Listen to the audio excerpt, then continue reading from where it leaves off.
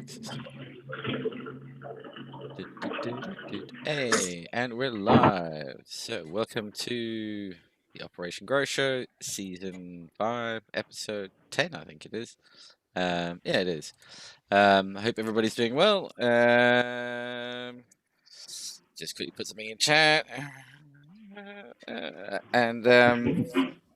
Yeah, it's just going to be a general hangout today, see how everyone's doing. And my apologies for those not in this part of the world where we're still not on daylight saving yet. It does appear to be an hour late, but anyway, on that note, hey Lefty, how you doing, sir? Good to see you. Doing good, man.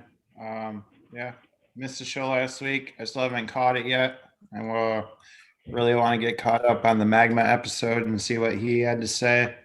But otherwise, everything's going good. Plants looking good, and we can talk more about the plants here in a few minutes if you want. Yeah. And GMF, how you doing, sir? Can't complain. I'm lucky enough to be here with you folks, feet above ground. It's an excellent day. Today is, after taking a quick survey, it's going to be seed soaking day. So we'll have something new coming up soon. So that'll be interesting. My next little project is going to be a PCK by Golden Goat. So I'm going to have to go through those, and it'll be basically an expansion run. So it's what I have, and I'll blow out their numbers. So we'll see what we can find. This is this year's fun project, I think. Yeah, no, sounding good. I'm sure the rest of the gang will be along in a bit. This hour change summertime thing. My bad. Damn it. And then to get at the end of the year, I can't. Forget about it. Forget about it. So yeah, Lefty, I saw you the other day. That male is definitely looking impressive, dude. Is that the one that you? I guess I picked a good one. I had quite a few of them to choose from, and yeah, just kept dwindling them down. But yeah, he's looking really good. I did a collection on him the other day, and I collected like 7 vials of pollen from him, and then I put my female. Can I show those pictures of the? Oh yeah, go ahead. But and then I put my female in there with him last night, and yeah, I gave him a good whack, and it just rained on that female. So this one here. Yeah. Sure. Now you see your problem there is I believe those what you call nanners. Yeah. Very strong nanners. If you're wondering if it had harmed, well. He's a big boy. He's definitely dumping pollen. And this he really started about Tuesday. So I collected Wednesday night. That was the Wednesday night collection, and then I threw the female in with him. But yeah, he's really just dumping right now.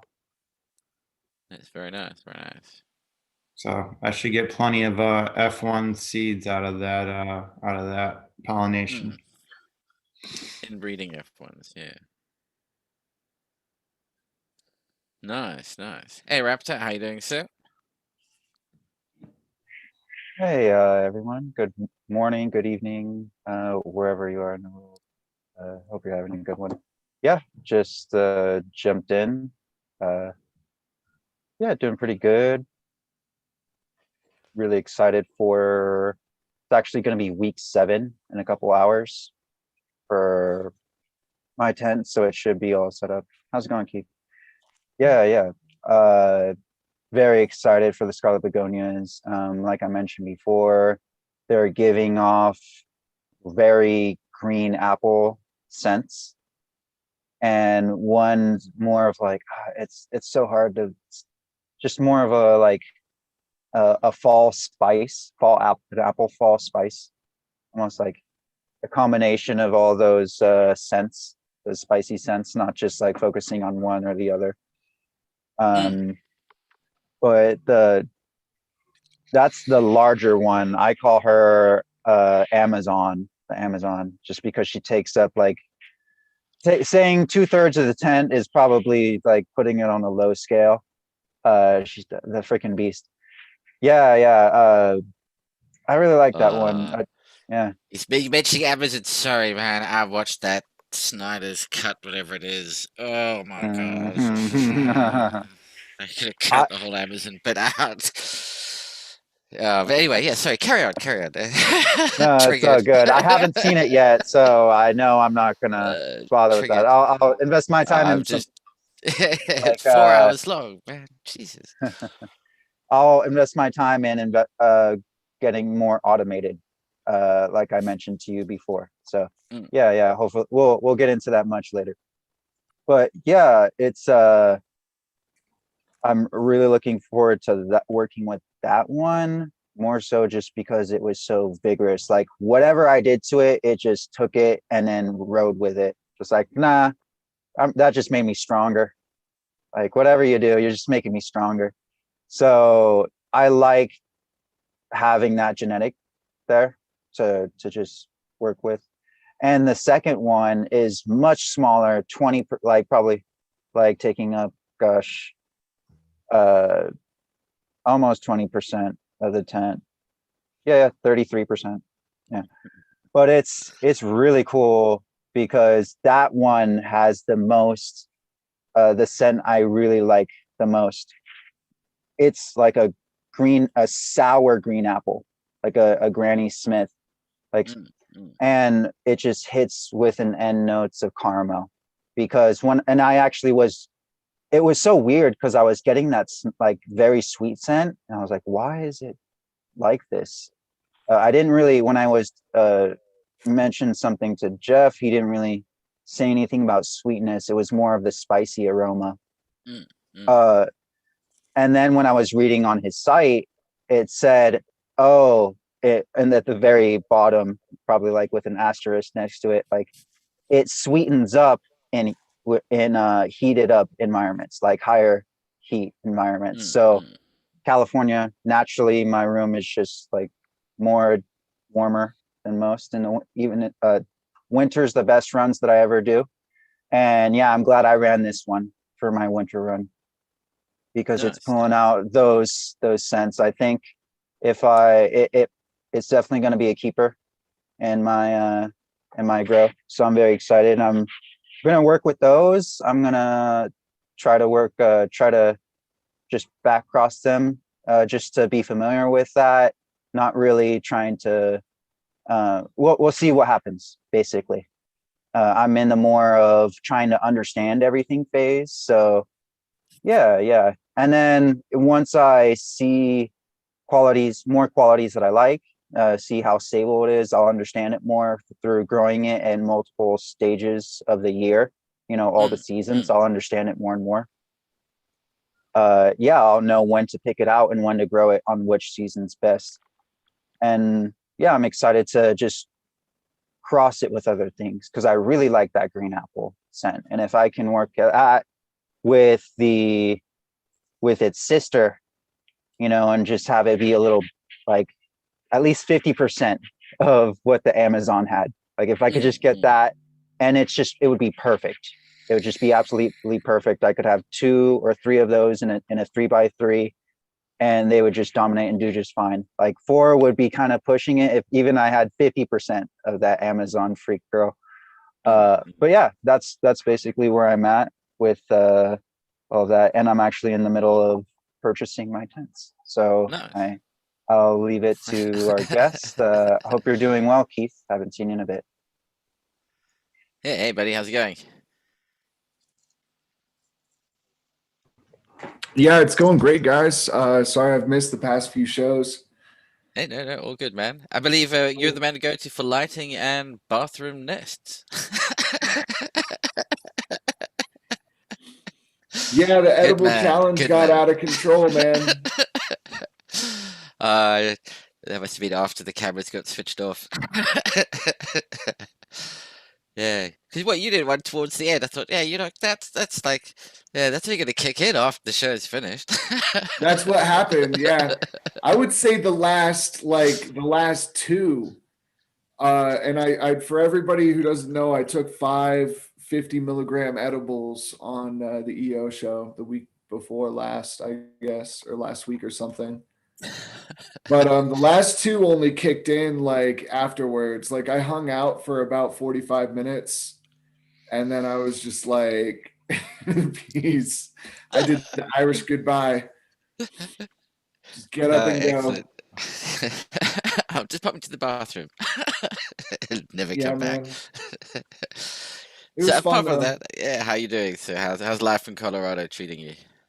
It's been rugged, man. We got dumped on. We got like 2 feet of snow last weekend. That's kind of why I wasn't here.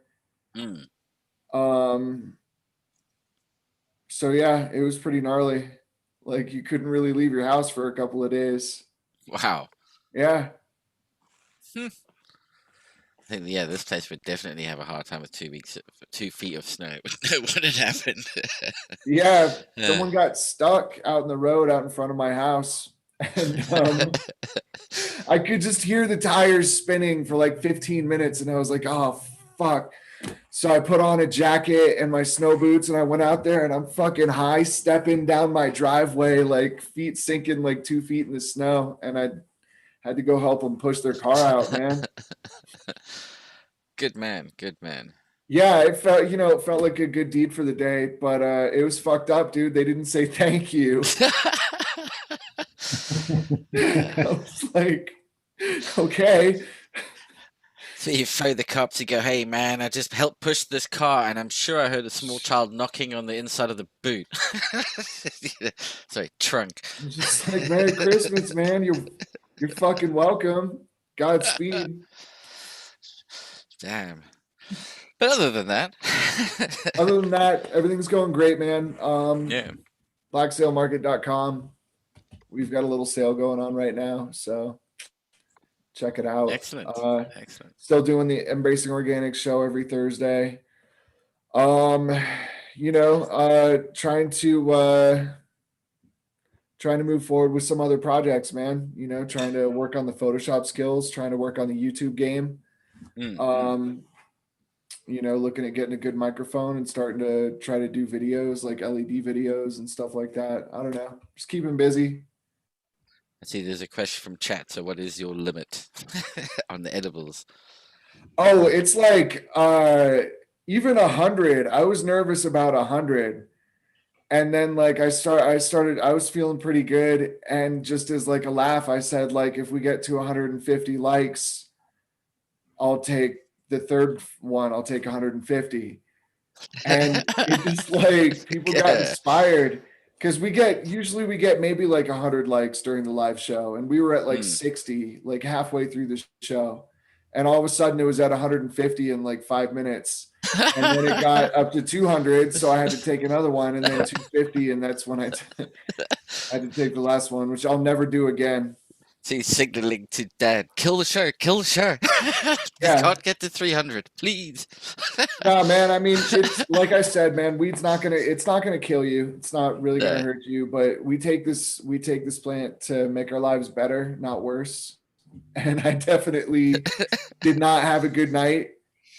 I did not enjoy myself for the most part. Like Pete said, I made a little nest of towels on the bathroom floor. And, I had to sleep next to the fucking toilet all night. Dude, at least you managed to make the nest rather than just passed out cold on the cold floor. I may or may not have known about someone who had on mushrooms whilst at university, like spinning out in the bathroom, coming round and going, where's my arm? I've got one arm. I can't see the other arm. I can feel my arm, but I can't see my arm. Yeah. Falling down into the toilet bowl with my arm just shooting straight into the toilet bowl round like it's the EU bed. So when I'm lying there looking over, I can feel it. Can't fucking see this thing. Yeah, the statute of limitations definitely kicked in on that several times over. Yeah. And I saw you had some, was it orange gasm that you're growing out again? I saw some pictures that was on Instagram, or was that from? previous? Yeah, no, that's this will be my third round with that orange gasm, and I'm considering maybe keeping some clones just in case. Mm. You know, I've got 4 of them going just to give myself some room on the plant count to try out some other strains, which I am doing. And although the other strains are doing well, they're not quite showing the vigor that the orange gasm is, kind of getting the same treatment and in the same conditions. Okay. So I don't know, man. I just the orange gasm has just been like such a vigorous plant and such a consistently heavy producer that I don't know. I almost want to keep some around just in case. Like if I try like one, I'm gonna pop seeds on one more strain, and if they don't look as good, I'm gonna start thinking like, well, shit, maybe I should stick with what works. Yeah, yeah. I want to try some variety, and I want to grow some more like indica strains. I've been so like heavy into sativa for so long now. Like I want to start smoking some knockout indicas and growing them too. Mm. Yeah. I know you. Yeah. That's just it. You know, when you find something you really like, it's like, okay, do I really want to go through the hassle of, you know, you may eventually hit another one, but occasionally, yeah, you find something and it's like that's the one to keep. And how good can you keep your clones going? That I mean, yeah, when we can get to having when we can get to having like really easy tissue culture stuff, you know, you can just keep some couple of petri dishes in the fridge, and away you go. Sorry, Jim, if you were going to say something earlier, I think I cut you off. Oh no, I was just commenting about edible tolerance. I saw Australian grown in the chat. What's up, buddy? He was talking about like his edible tolerance being specifically high, and it just got me to thinking that each one of us too, our tolerance for smoking is so much different than our tolerance for edibles, because it really comes down to your liver's ability to process. And we're talking a completely different cannabinoid in Delta 11 than Delta 9 or Delta, you know. So it's just, I don't know, edibles to me always represent, even different than sublinguals, because those bypass the liver. Anything that goes through the liver is just a completely different beast. It's way more psychedelic. Eating weed is very different to smoking weed. Well, and that's why I was surprised, like even some sublinguals, they can get close, but they're still not quite the same as, you know, they still don't quite go through the liver quite the same as digestion. Yeah. That's all. I just think it's really neat how, yeah, you can be a very tolerant smoker, but given a few edibles and your particular liver composition, you could be in for it. And then you got Dan, who seems to be like a bottomless pit where you could just keep throwing them down. One day we'll get him. One day we will get him. May not be today. It may not be tomorrow. We'll get them with Purple's super secret rosin cookies. Can you guess the secret ingredient? Yeah. And a lot of it is the same 7,000 milligrams. Pretty close, actually. But yeah, Pete, it's been a while since I took a high dose like that, and I was surprised by how trippy it was, dude. Like my eyes were real wide, man. Like I was like, I am tripping right now. Yeah. It's crazy. So like that, my first time ever trying it as like in coffee back at uni was like that. It was full balls to the wall tripping. It was like, this is a bit more than being stoned. And a different kind of trip, psychedelic trip to mushrooms and LSD. It's definitely got a different edge to it. Mm-hmm. I see Magma Seeds is saying we need a 2,000 milligram challenge. You need a room full of Joey Diaz for something like that. I'll say it. I guess I'm in. Hey, I'd be in. Yeah, I've already fallen asleep on air, so what's another time? Yeah. This time you'd just be falling asleep with a look of terror on your face. Frozen. Yeah, even my broadband is fucking faded as fuck. Occasionally, breathe. I know you. Yeah, so the thing with the Orange Chasm, this seemed to be a good hit. That one. Are you still taking it out to the longer than longer than the back packet of seats says? I think you took it to 80 days last run, didn't you? Or just a little bit? Yeah, you, Keith. You took it to a little bit more than 80 days, didn't you? I think that Lefty, you did too. I took it like 74, 73, just something like over, that yeah. when I ran it. Yeah.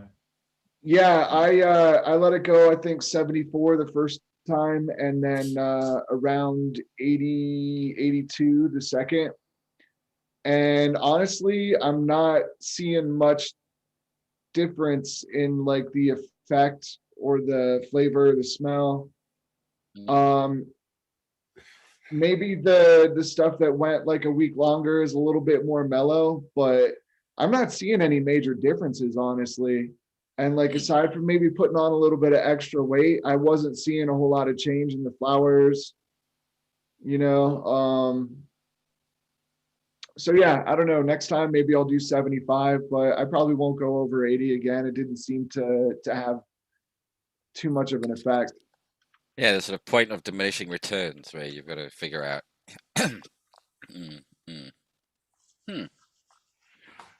Yeah, man, I don't know. As much as I love it, like you can only smoke the same thing for so long. I wish I could just keep growing this strain, bro, because like it It's just so easy to grow. It grows so Oh. easy. It's a nice plant. It's a really nice growing plant. It wasn't really my gig because, like he said, it's more like a sativa leaner, and I'm a heavy smoker and a heavy indica guy, and it just didn't quite get it for me. But I mean, I'd love to grow it all the time just because it's so damn easy to grow and it throws out such nice buds. But Yep. it just didn't quite kick it for me. But it's an easy plant to grow, man. Dude, definitely. Yeah, good one for that the shit stayed strong and healthy like all the time, no matter what. a good one for the beginner. If you want to step in and try your hand at it, it's a good strain to start with. Seems to be pretty resilient as well. Certainly seemed to be, from all the reports that I saw, didn't seem to do anything weird for anybody either. Don't think anybody had any weird freakouts No, in that. It seems to be pretty damn stable, and it was grown across a number of different environments. So, yeah, that's all looking good. I got a couple jars of it yet, and I popped a jar of it the other day, and it smelled just like Sunny Delight. And I didn't get that even like after 3-4 weeks of curing it. I didn't get anything like that, and I just kind of put it away and forgot about it after that initial curing. And Yeah. it popped the other day, and the whole jar it was like you opened a jug of Sunny Delight. I was like, holy shit, where'd this come from? So yeah, I've been kind of tapping into it a little bit more here and there. It's kind of a nice flavor. Nice. It's Yeah. fun. I always tell people the same thing when they make a beer they're not happy with. Put it away, let it sit, let it age a little bit, come back to it. It might knock your socks off. Yeah. Cool. And have you been doing any more experimentation there at GMF on the old fermentation front? Have you brewed up anything interesting as of late? As of late, no, but it's because I've kind of set myself a goal now. I'm gonna have to. I found a lab finally in my state that's willing to do some testing, and they're willing. Yeah, they're willing to take beverages, whatever I can send them. So now I've just got to scrape together the funds, and it's not going to be cheap. And since it's going to cost me. It's going to run. It roughly runs about $150 a test. So in order to do it, I'm going to have to. I want to set up a series of them so I'll actually get more value out of it.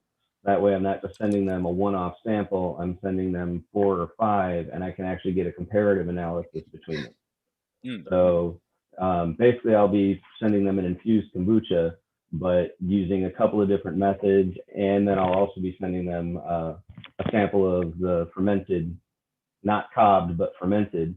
And we'll see what kind of differences they pick up on the profile there and see if it changes what goes into the kombucha. But that's why I've kind of got to set this all up as one constant, like, and hopefully I'll build this all off of one plant. I'll harvest one whole plant, cut it into all these different projects, and then that one plant, because that will remove a variable, I'll be able to see by getting these different products I make from and analyze what's happening in these different processes. But that means I've got to really kind of plan out one plant that I know really, really well, get it to the right size so that I can make each one of these products from it in sufficient quantities to be tested. But thanks for asking. Well, it sounds like you've got some hands full there. Yeah, this is going to So be you'll a big busy project. man. I Yeah, good. literally sat down with a piece of graph paper just trying to, write out all the different things I'm going to have to put together and what it's going to require for each one of them. And I had to say, okay, I got to come back to this. This is big. I'm going to have to do this in chunks or something. So, but yeah, it's an ambitious project, but we'll see. I see Australian Grown is definitely representing the dad jokes yet again in chat.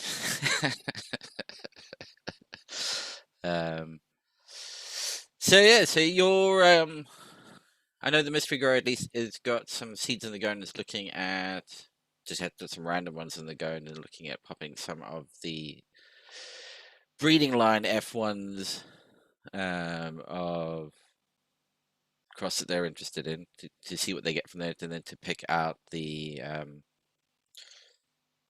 a male from that to back cross to the original mom once again and keep going back to that parent as they go. I don't know if anybody else is at the point where you've just pollinated yours for the first time yet.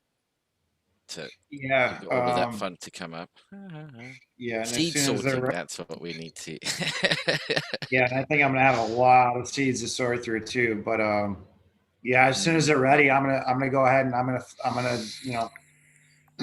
let them dry out, probably cure them for a week on a tray or something, and just I'm gonna start popping them, start looking at them, and yeah, I'd like to do some sex testing on them just so I can kind of start weeding out those males early.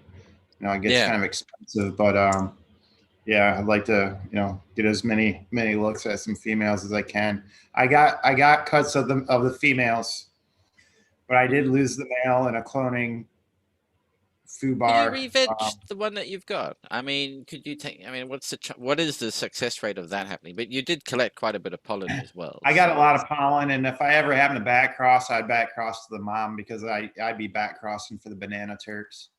I don't. From the looks of that male, I don't think it's going to pass on what I want it to pass on from the looks of it. So I do have the female, and that's what I'd back cross to if I do. But I'm also going to do a feminizing project. So yeah, so we'll see how it turns out. And it might not have to go too far down the road. We'll see. Yeah, in fact, I mean, it does get that point where it's like, yeah, what's a quicker and easier way to shuck these seeds, man? Pretty Cascadian's not around at the moment because I know he's busy working on something. He's got some plans in the works for a seed cleaner, sorter sort of thing. Well, luckily I smoked a lot of brickweed back in the day, so I got some good techniques for sorting out a lot of seeds. You're handy with a magazine cover. Oh yeah. I took one dinner plate out of my kitchen, and that's now where I break up. It doesn't go in the grinder; it goes on the dinner plate, and it gets broken up. And all the seeds get sorted and flowed down to the side. And yeah, it's I'm with you, dude. I think it's a good methodology. Just do it old school. Make your jars as per usual, and just got to put a little extra effort in every time you want to clean some weed. Yeah, that seed sorting business. And then it's like you want it to be crispy dry, really, really crispy dry, and not sticky. You can almost powder it at that point. Get like a little screen tray and just almost shake it, and I'll just almost powder that shit up. Leave it outside for 15 minutes in Denver on a on a warm, well, in the middle of winter, whoop, all the moisture sucked out. Good to go.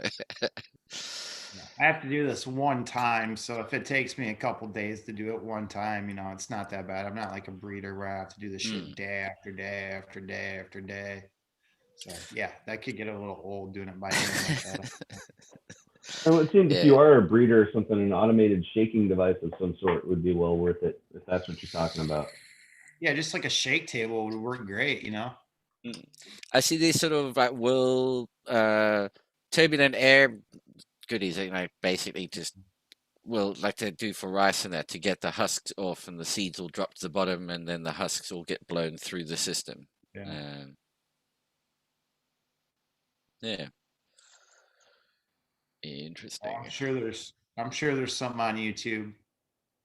Mm, mm. There's always If anyone's for coffee roasting, there's a little thing. It's basically a modified toaster oven, but when you're roasting coffee, you get the chaff off it in the same way. It has this little paper husk that comes off it. So, I mean, that's it's always possible if anyone has a Beemore at home, which is a little home roaster, they're like $350. You can roast a pound of coffee at a time. You could just toss them in there and turn the heat off. It's got a chaff catcher and everything. Mm, mm.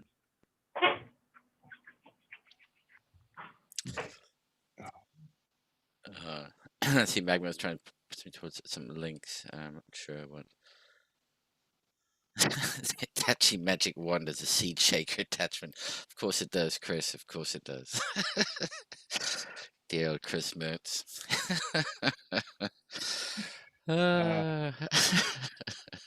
We got to get that guy on some dating apps or something. I think he's probably maybe banned. Or at from least the dating another apps. robot. I mean, I'm sure the other one's getting worn out.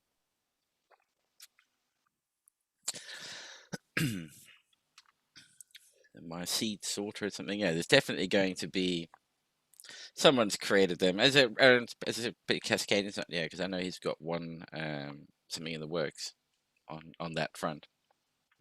Yeah, definitely. And your lights there, Keith. You've got anything new coming up in the works? You mentioned you've got a sale currently on at blacksalemarket.com. Yeah, man. I've got the cannons on sale for $350 each. And then if you've got a coupon code, it's worth 5% off now instead of 10. So yeah, man. With the coupon code, that's down close to $1 per watt. I think it's like $1.04 per watt at 2.0 micromoles per joule. So yeah, man. We've got that going on. Sales have been pretty brisk. Nice. Yeah, and I know like everybody's like, so when are these panels coming out and shit? I know the feeling. I this is why I didn't want to talk about it, man. I was like, it's way too early. Fuck, but I went ahead and did it anyway because I have a hard time keeping my fucking mouth shut. But yeah, they're coming. Yeah. One day, all things will It's happen. called in motivation, I Keith. think. Yeah. I know exactly time what you makes fools mean. of us all, Fuck Pete. motivation. That would be my answer to your question, Pete. Is that time makes fools of us all? Yep. Yeah, I wish I'd Because I was never. just saying, in the restaurant go. business, you never tell someone when you're going to open, because then if you don't make it, they automatically call you a failure. But shit happens when you're doing business, man. You never put an open date on shit. Yep. It's like I told the Coming kids who were soon. take their driving test, like, do not tell anybody you're taking your driving test. You can tell them you passed it after you passed it, but don't tell them beforehand. Exactly. Same idea. Then nobody knows you failed. Wow, you've had 23 dentist appointments in the last month.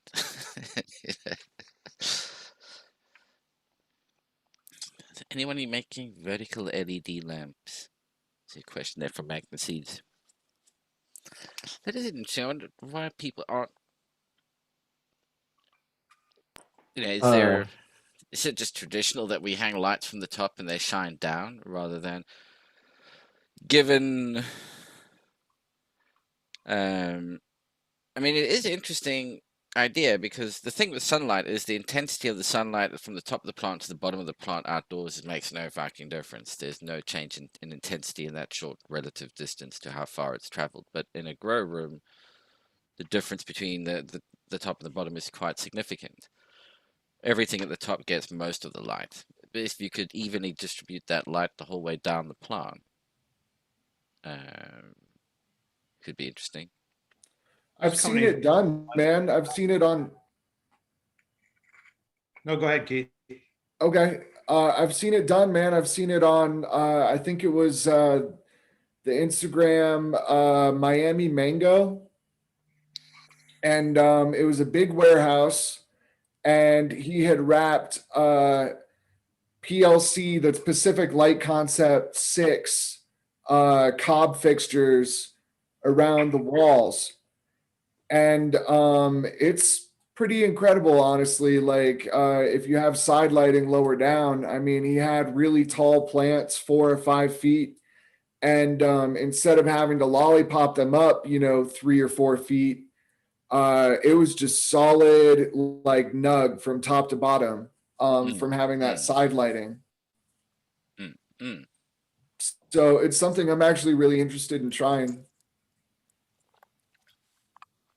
I couldn't tell you who it is, but I've also seen where they have like it's almost like a drop-in LED where it drops into the canopy, and it's almost like a strip bar. It's like 1.5 feet long. I've seen them randomly here and there, but it's from like a cord, but it's like a drop-in that you can drop like almost in between plants. But I'd have no idea who makes it or where it came from. I've just seen them here and there. I've done it with a LED barn light replacement. It's one of those really super inefficient types where it's just little strips in a 360 all the way around, and the bulb hangs down. You'd use them to replace basically an old barn light, like what you used to use on a farm anyway for a metal halide or an HPS. Now they make LED replacements for it, but they only run like anywhere from 15 to 30 some watts. Well, you can take one of those for people that have set up before, and you can let plants get really close to them. They're running 5,000 K, and you can drop them right down by the cord. Like exactly what you're saying. And they're Very cheap. nice, You can they're get full. them for like a few bucks at Home Depot and Lowe's and places like that. They're super cheap, but if you need to drop something in, they work pretty well. Yeah, it'd be interesting to do one where it's completely side lit as well. And you spread all that wattage out. I mean, you could still, you take yeah, because you just take lower wattage panels, but you just do the entire thing. It's just covered in light panels, so it's getting the same intensity from all directions. And you're spreading the heat distribution out as well. It's no longer in that one space. It's in different places where you could probably cool it much more efficiently, depending on where it is, of course. It would be much more even heating because it is all coming from the whole, everything around it is warming up. And so you're blowing, and when you're blowing air around, there's no one hot spot where it's being heated up. It's being heated up everywhere. What if we could sew the aluminum panels directly into a tent? Into the sides. Like a hard, Yeah, and there's have the clip in sides, yeah. yeah. Just an idea. Well, at we least definitely have the diodes to be able to accomplish that, like where it's feasible. or you sew the hooks in, that way you can just drill holes in the corner of the boards and hang them if you wanted to hang a small quantum board or something. Yeah, I've seen somebody who took like a cardboard tube and just took that 3M LED strip light and just ran around on the inside of the cardboard tube up the whole thing and just dropped that over a plant and grew it that way. And that was quite interesting to see. Just did like, the single coda plant. Yeah, and it makes sense. Like even if it's low wattage, it would have the ability to be super close. So it's okay and even more efficient to do it that way, because you could probably even run another strip, run even more light, even closer. Obviously, be careful. There's there's only so much light intensity they can handle. But yeah, I could see that working. You would just like, you could even do it as simple as like pull up strings, just like holding, because they don't weigh anything, or they weigh very little. Yeah, I'm Yeah, still yeah. looking for that Miami mango post, but yeah, to It was go from a back to what while we're saying. back, man. Yeah, I'm digging. I'm definitely digging, but it's awesome. I've followed him since Grow Mouse days, That's like how both I of found them. out about him because Mm, Gromouse was like, dude, you got to check hyping this him guy up. out. Yeah. Yeah, he's going all over the country and to different grows and basically setting everyone up, Mm, mm. setting up the grow. So like we're talking about achieving optimum humidity, temperatures, BPD, air exchange, making sure they all have the right nutrients applied at the right time. That's everything he handles. So shout out to him. And he works more on like the automation side, so that you can do in the multiple zeros of plants and still have like a low person, like have less people coming in and out because your automation is taking care of most of the work. So yeah, it's unfortunate. Please, anyone, I'll actually just drop the link in chat. So if you want to dig, you can dig on your own. But I think it might be private. So yeah, if he accepts you, he accepts you. That's it. But I mean, he accepted me when a couple years ago when I was just starting off. So shouldn't be a reason, Accept anyone then. Yeah. right? All takers. I never want to be part of a club that'd have me as a member, right? I know it's open. It's no. Okay, good. I wasn't sure. Yeah, no, it's open. Yeah, he offers LED strips. Basically, what we're all doing. What the modern diodes are. Samsung 301. I think it's H now, but H and B. B's was prior. B's H's anyway. So No, it's I'm the pretty same sure exact diode. same thing. That yeah. That's I heard it's the same diode. It's just like when they The mark it H, different, you gotta mention H is for different marking. horticulture. well, the Yeah, H, yeah. it's It has the not coding. it's not like an attempt at deception or anything. The H is just measured in they measure the par and they give you the efficiency in micromoles per joule. The B, just like any other light before we started growing plants for it, the only possible use was for our eyes. So they were Mm. measured in lumens, which is how our eyes perceive light. And then the H is for horticulture. So it's how plants perceive the light, basically. Okay, So I found it. but it is the So exact same diode. here, I'll put it for Pete if you want to bring it up, and then I'll put it in chat too for everyone else so they can look on their own. Oh, But okay. Yeah, I see. Yeah, you see the paneling on the side. yeah. This wasn't even that far that long ago, but I guess this was a more barely a year ago. 8 months ish. 7 months. Yeah, yeah. Diodes up here. What's up, Fumi? Cheers, Jim. Yeah. And by the way, just to everybody know who's watching that, in next month, I think we're going to get back onto the educational side of things again. We've got some more interesting guests coming on in terms of. We've got DeBarker University. They're going to come. Well, the guy who runs that, I think it's just one person. The DeBarker University is the channel on YouTube. Is going on the 10th of April. We've got them booked in for that, and that'd be quite good if you go and actually let me grab his channel on YouTube and share that out quickly.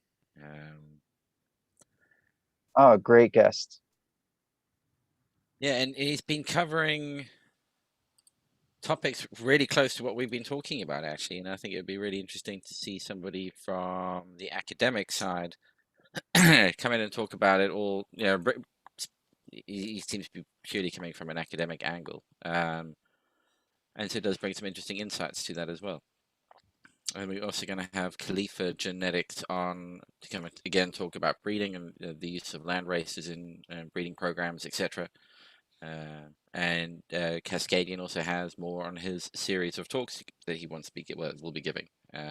So yeah, there's definitely more coming up. But yeah, and then of course everybody's going to start getting to the point of, you know, like now that you've pollinated your plants, I mean, like how long does one wait? You know, that's another question. How do you know if you're doing it for the first time? At what stage do you think, well, it's ready to? I mean, how far into flowering were the ladies when you pollinated them? So how much longer do they have to go, for instance? Are you talking to me? Yeah, yeah. I pollinated at day 26 or 27.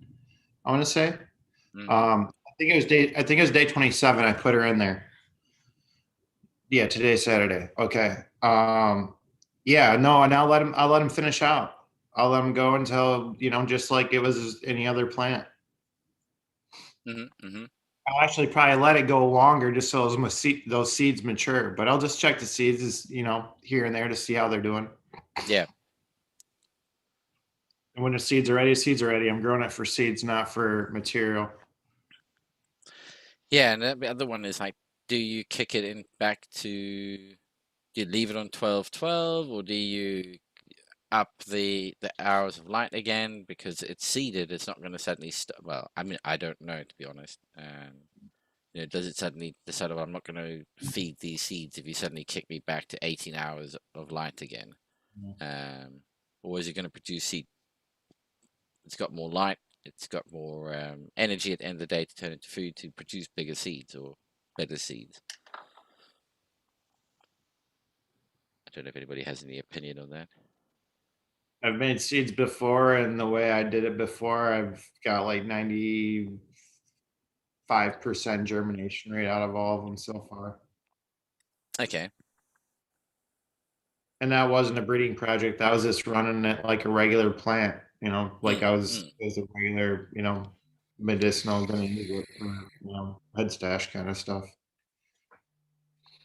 Nice. Of course, in that, you know, as Murphy's law has it, when you then do it, okay, I'm going to do it like by the book. Now I'm going to. That's the time it all goes tits up. No, I'm gonna take them as long as I can and get them. You know, I'll take them past where I normally would take it, just to make sure those seeds are nice and mature. Yeah, that is that difficult thing that you've got to figure out all of a sudden is, what is a mature seed? How dark does it have to go before it's considered mature? You know, you've got nothing to compare it to at the time. Is it dark? Is it ready? Is it, you know? I would say if they start falling out, if you bump the plant and you hear what sounds like a rain stick in your grow room, then they're pretty much ready to go at that stage. I've done a little playing around, and it does seem to be it's very dependent, at least cultivar wise. Like I noticed, for example, when I let Deep Chunk get pregnant, doesn't produce nearly as many good looking seeds, and it does it much faster. So its whole senescence cycle is much, much quicker. Whereas anytime I would let one of my PCK crosses get pregnant, that could stretch quite well. And the seeds, how I usually watch them, is the seeds will actually retain kind of a green hue, even underneath the mottling and all that. And I kind of wait for that subtle green hue to die away. And it does seem like it matures, at least what I've seen, is the ones on the very top seem to mature last. I suppose the ones at the very top are also like the newest flowers, because it grows from the top upwards. Would that make sense? Yeah. So for whatever reason, I think the apicals, they all mature probably they're the last things to mature, especially as I'm watching the seeds. You know, I'll go down and I'll look at the lower ones. I'll grab my jeweler's loop. I'll start looking my way up the plant, kind of watching the ripeness work its way from bottom to top. At least that's what I've experienced. And it seems like those top ones, that's the ones I'm always waiting on.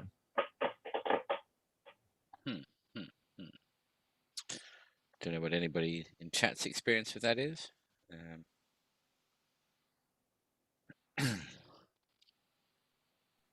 I would, as someone who hasn't ever purposefully pollinated my plants before, just gonna ask, what's the optimum time to start? Like to even, like, what am I looking for?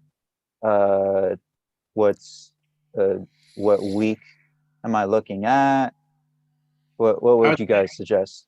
I'd say if it's a plant that you've worked with before and you know the plant, you kind of know what the peak like pistillate growth is before it really starts kind of switching over to putting on more weight, and actually developing a bud. But you look for the pistils to just be as long as they possibly can per that plant if you know that plant well. And at that point, hit it at that point is usually what I do. And depending on that plant, it's anywhere from 24 to, like 31 days. Depending on what type of plant it is, how fast it matures, how quick it goes through that beginning, flower cycle, how quick it puts on those pistils. It all depends on the plant, but usually it's between like 24 to 30 days, somewhere in there. I usually do mine between like 26 and 29. That makes sense. It needs about a month to just first off make the bud sets and then produce the pistils. And then the next month is just gestation period. Okay, thank you. You'll see the pistils if they took that pollen, like within like a day, you'll see if them pistils took that pollen because they kind of curl up and turn a little bit brown, almost, and they like almost show that they've taken that pollen. So after like 24 hours or so, you can look at them and kind of see if it's taken or not. Wow, within that fast. Okay, good to know. Oh yeah, almost straight away. Yeah, it don't take long. Yeah. Because as soon as it's pollinated, that pistil has no use, and so it just gets rid of it. Right. And It takes that pollen, and yeah, it's done its job and dies off, and it's now it's making a seed. And actually, that's what I was going to allude to. That's one thing I usually use as an indicator. So usually my males, for most things, if they're going to be a 9 to 10 week strain, I'll start them 2 weeks after the females go into flowering.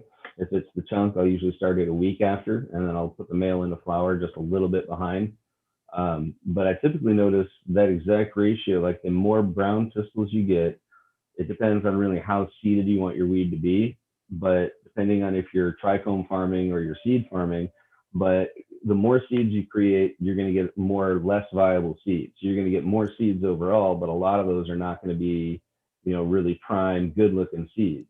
So if you just want a few seeds that are going to be really prime, really healthy, really good looking, then just get a few orange hairs going. And then once you've seen that 1 day start uptake, you can pretty much remove your male and be done with it. And then you're going to be assured that most of the seeds that get created are going to be extremely healthy. They're going to be very robust. The more seeds you're trying to pull, the more unhealthy ones you're going to get, even though you're going to get more.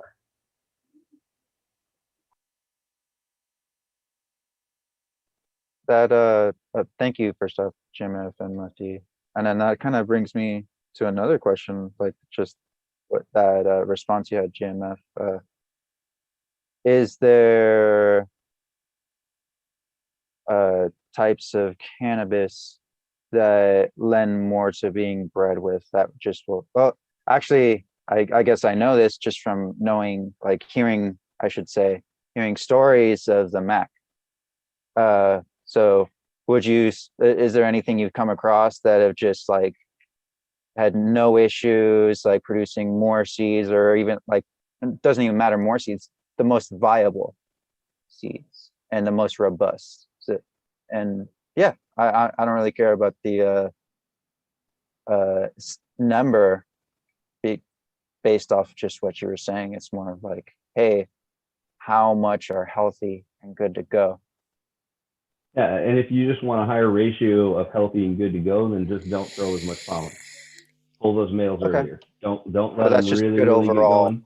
Okay. Exactly, and I find it's tended to be true whether I'm running like that landrace indica, or it doesn't matter which one, but the ratio is relevant. So that indica is so much faster. It produces less healthy seeds per plant.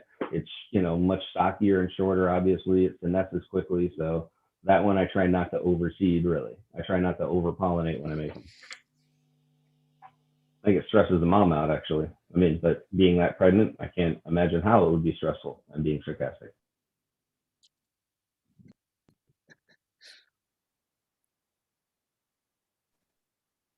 Nice, nice. It's so fascinating. Just once you learn a little bit more about the plant, there's so much more to learn every time. Like if you're not getting more questions out of like each step, there's something up with your system. You should be like uncovering way more. So yeah, learning more every day. And Well, and I it's suppose this becoming method much too, easier I'm thanks to you selecting all. sperm. Like I'm selecting for early flowers. That's part of the problem too, is because I'm killing them, taking them out and killing them. I'm never getting pollen from a long setting flower from a male. So maybe that has something to do with imposing an earlier and earlier ripening time too. Who knows? And I also was hearing somebody mentioned it when we were chatting in the neighborhood about growing chilies and what 8 half quarters. I don't want an 8 an ounce. I want 8 half quarters, please. Oh shit! I lost my train of thought. That's particularly difficult right now. Peppers. Peppers, yes, growing peppers, and that's a great analog. I mean, if you are, you want to grow plants and you want to play around with something beforehand before you maybe grow this particular plant, growing peppers is a great analog to growing cannabis. At the end of the day, they use similar nutrients. The primary difference is chili peppers are not short day flowering. They will flower whenever they're ready to go. It's like growing autos in that regard. But I they just are bought very similar.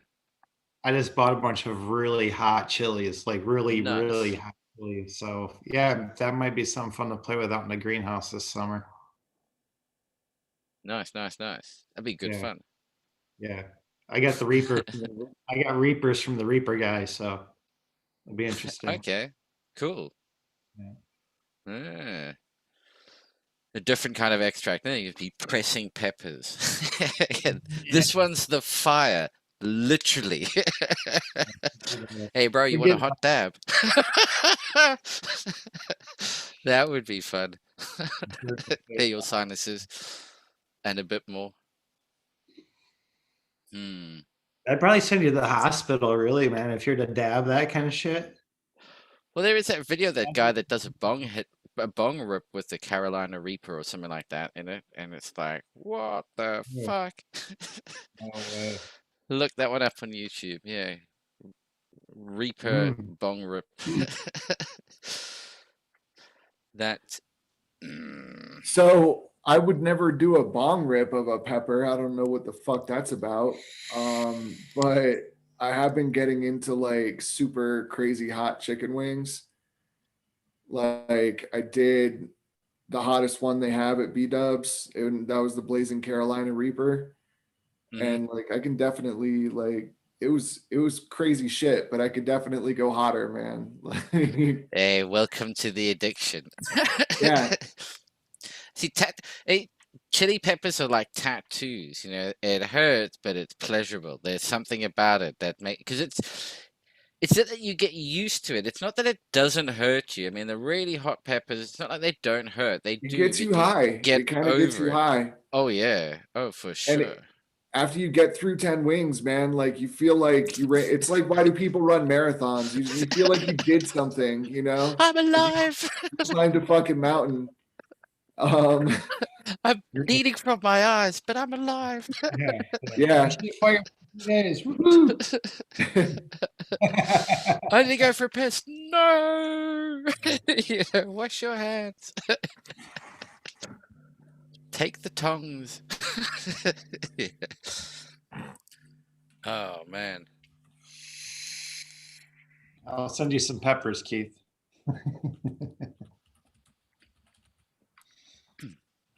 As long as they're in a barbecue sauce that I can put on chicken wings. All right, man. I'll figure it out. All right. I'll figure that shit out. Trust me. Dehydrate and powder. Just Yeah, I got leave it to his, yeah. Okay. It's a There you dry go. rub. It's a chicken wing dry rub. I can rub it in my eyes. Fine powdered. I can show you a quick recipe for chili oil if you guys want to start making chili oil. Yeah, Okay. that's why I said send them the dry chili, but you can do whatever with that. Start You making can my make own sauce with it and sauces. shit. Yeah, exactly. Make some Sacred 3 mushroom Carolina Reaper barbecue sauce. Oh, that would be crazy, dude. I don't know if I would want to do that shit while I was having some mushrooms. Like, that's a lot of feelings, man. A lot of big feelings. A lot of big feelings. Wow. But it's one thing, man, if you ever want to have if you're having people around for dinner and that and you want the conversation to flow, make sure it's a spicy meal because, yeah, it gets everybody chatting. It's the Durban of our vegetables. Ooh. It's like, oh, okay, yeah. All right, what do we need to do today? Okay, yeah, for sure. Just about the time you'd recover, you'd just start going to La La Land.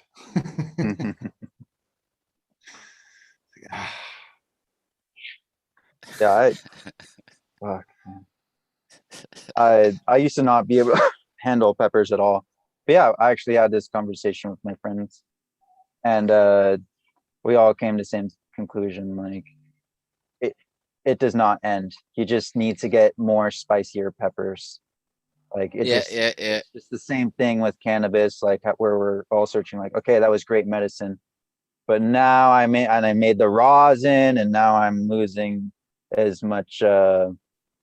I'm starting to gain a tolerance to everything. So yeah, that's why I like switching things up in general. You gain a tolerance to something, just move to something else. Just let your Yeah. body start, get interacting with different things. And I like what actually I heard Jeff was talking about. Someone was asking him on his show, how do I it was his Instagram live. How do they get more acclimated to different flavors? Just try different stuff. Yeah, have that keeper if you can, for as long as you can, that works for you in all the situations, but also try different things and keep looking. If I had the chance before to have keepers, there's a couple that I can think of that would just be sitting in a tent, just waiting their turn in the schedule. But yeah, definitely it helps to expand your palette and just talk to different people in the community and say, hey, if you're having it for any medicinal needs, these are my medicinal needs. And if it's just for recreational, it's this is what flavor profiles I'm looking for. And, just because it's medicinal doesn't mean you can't talk about flavor profiles and all that. And vice versa. Just because it's recreational doesn't mean you can't talk about its medicinal benefits. That's how I started, was just having it recreationally. So yeah, I don't try to keep that in mind. If you have a way to apply medically and you have a medical need, do it. You get a lot more rights, and also just know your rights in general, whether it's recreational or not. So yeah, please, I implore you, look into all that. It's a lot better deal. You can usually hold a lot more, and as soon as you get pulled over, you just say, oh, I'm wrecked. They just fuck. Okay, well, I'll try to just get you for the ticket that I was gonna write you up for anyway. Yeah, it's nice having it in your back pocket. So try your best to get it, and if you can't, just work within your limits. Listen to these kinds of shows where we talk about different scales. We were just talking about 4 plants to like industry grade with that whole Miami mango setup. So yeah, it can be done. Automation can be done very well too Yeah. on that end. And remember, the limit is on number of plants, not size of plant, as the Mendo Dope Boys proved once. But to Yeah. their demise briefly. I mean, hey, they were just following the guidelines. They set the guidelines for us, and then they complain when we follow them to like the Mhm. extremes. So they don't want to Yeah, think man, I'm about filling that. out a full 4x8 with 4 orange gasms right now. Yeah. Got Nice. them netted out, and I'm just gonna weave them up until the whole 4x8 scrog is full, and then bam. Mm, mm. That's just it. I mean, you know, you've got to veg them for a bit longer, make bigger plants produce bigger yields. It's a simple rule of thumb. Yeah. Well, I tell you what, on that note, that draws us just a little bit towards and just over the hour. A big thank you to everybody who's joined us this week on the show, and great catch up, general chat, see how everyone's doing. Nice of you to join us again this week, Keith. If anybody watching in chat would like to join us for the after show for a while, there is the link there. So yeah, on the way out, Lefty, where can everybody find you, sir? At Lefty's Farm on Instagram and on Cannabis. Excellent, excellent. GMF, sir, where can we find you? Typically find me hanging out here on Operation Grow, or find me hanging out with Fumi once in a while on Saturday. I'm trying to live more of a daytime schedule, so those weeknight ones are really hard to hit. But so try to stop in there and say hi. But if I can be helpful to anybody, catch me on Instagram, just Genetic Memory Farms. I mainly just use it as a way to communicate. So if I can be helpful to anyone, just give me a holler. I like to be helpful. Excellent. And Raptor, sir, where can we find you when you're not hanging out with us a lot? Yeah, when I'm not hanging out here at Operation Grow, I'm usually on Fumi's, 7 p.m. Pacific Standard Time.